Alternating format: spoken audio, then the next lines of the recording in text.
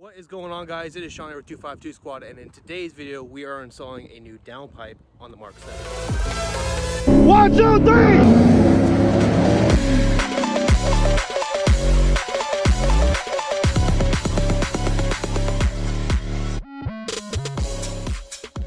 So now that you've heard the stock sound of the GTI, obviously we're here for a reason, which is going to be I bought a downpipe.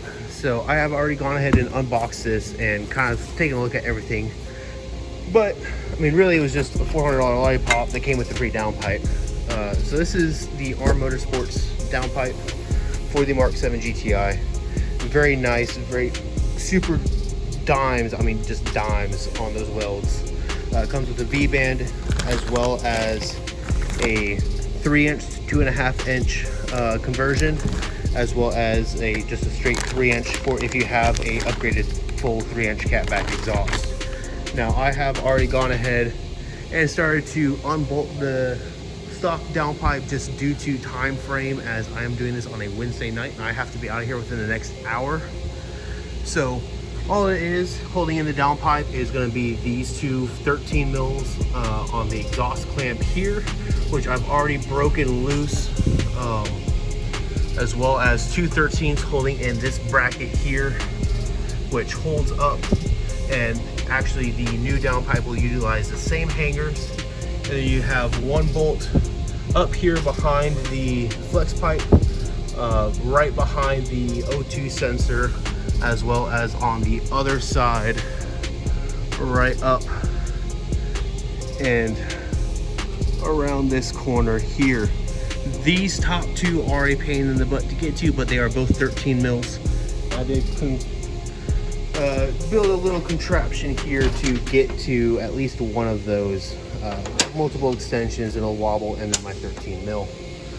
So I'm going to go ahead and bring the vehicle on down, get off the V-band clamp, and we're going to go ahead and start to drop the whole downpipe from the top side down. One thing to mention as well while you are getting ready to do this is you do want to make sure that you unplug your O2 sensor here. So for mine, the downstream sensor is going to be up top, the top sensor here. And it's held with these little clips, this one here and another metal one right down there. And we're going to just go ahead and take this and drop the connector down so it's nice and easy to get to. I've already got the V-band undone up here. I've now got it nice and loose, so I should be able to start to bring everything back out fairly quickly. I'm gonna have to get a pry bar on this end and knock the backside loose, and then I'm gonna hopefully be able to pop the housing out and down, so that way we can go ahead and start pulling it out. So I actually had to completely take apart the V-band clamp and actually pull it out from underneath and actually grab the top of the catalytic converter real good and give it a real good yank. And I was actually finally able to get it off of the face of the turbo. It is still hot, so I am wearing gloves. It is recommended to do this while the vehicle is cold. I very obviously did not listen to that advice. So I'm gonna go ahead and get the vehicle back up in the air, and I'll show you where I'm at from there. So as you can see, the backside of the actual downpipe is hanging down.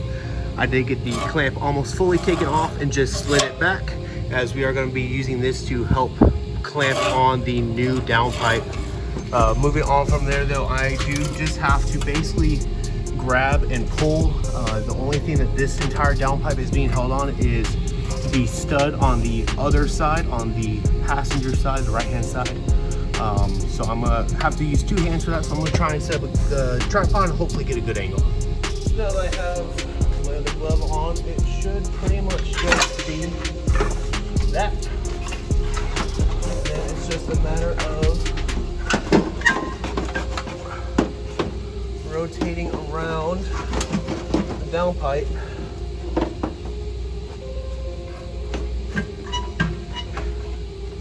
and getting it out.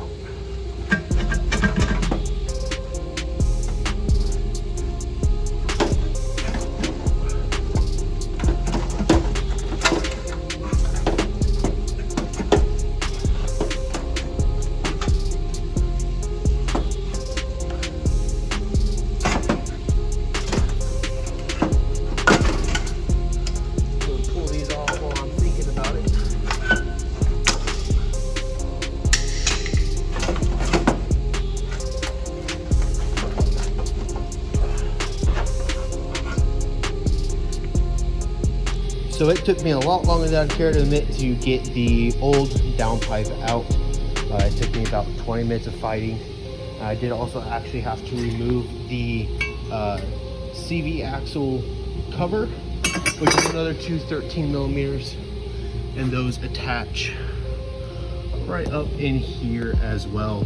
Now, I have already gone ahead and started to get the new downpipe, started to get it in and lined up. I'm going to actually go ahead and drop it back down here in just a minute after I get this bracket bolted back onto this brace here, and that's going to help line up the top V-band to put the OEM V-band back up there on the back side of the turbo. So I got that bottom bracket bolted on, and this was actually just sitting down here like this, but with it being on, it is so much easier. I can just use one-handed to set up that V-band clamp. And now I'm going to go ahead and get this put on and around. I'm going to do it the smart way and actually have the face of the bolt on this side. So if I ever have to take this back off again, it's going to be easier for me to get to, as when I originally took this off, it was backwards. So I'm going to go ahead and get that done now. We're going to pick up from there. So now that I've got the car back up in the air and the hot side all mounted up with that V-band clamp, I've gone ahead and gotten the spark plug back into its spot, as well as the bracket rebolted back up on here. So these are, every single bolt on here is going to be the 13 mils. You can also go ahead and get the 3-inch to 2.5-inch conversion here mounted up with the V-band clamp, as well as the stock exhaust clamp back on.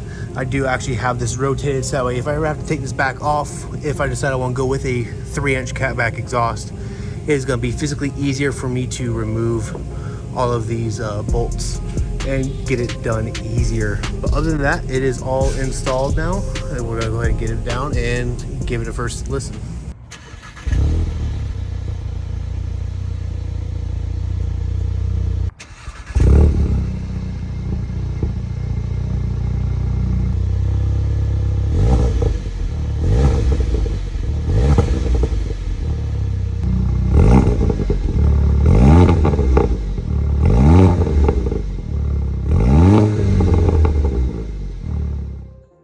Alright guys, so it's been about a week since I've had the downpipe installed on the car, and so far I really enjoy it.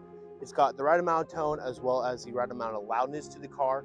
It's still fairly quiet at idle, but it does pick up a fair amount of noise under load while I'm driving the car, and it just sounds great. Now, moving on from there, I do have a couple other things that I've already installed on the car, kind of hidden for the time being. We'll get to that at a later point. But here, if you look back here on the actual downpipe, it's actually started to get a little bit of a golden color to it, which kind of works out with maybe some of the colorways I'm going with the car. We'll find out. But we're going to go ahead and get Seth's thoughts on it real quick, and then we'll go from there. All right, so that's pretty much going to be all of the video. I just want to give a few little thoughts on my side of the things. First, starting off with not being tuned with this mod and another mod that you will see in a later video, it makes the car a lot spicier. It also makes the car sound very, very good. There's a lot of new noises added to the engine bay. That's a little hint. The other thing is the car itself is starting to wrap around in a really nice form. I'm really excited for where it's going to go. Of course, you're going to see the wheel video and then a bunch of other videos cosmetic-wise that's going to go on with the car. So, yeah, guys, stay tuned to it. The downpipe is great. Sounds good. It rips a lot more than it did before. The butt dyno has definitely improved quite a bit. But yeah, guys, that's pretty much going to be it for the video. I hope you liked it, and consider subscribing, watching more GTI content. Enjoy the playlist, and hope you have a great rest of y'all's day. Peace out, and I'll see you next time. All right, so we're in neutral. We're up on the lift, but here we go.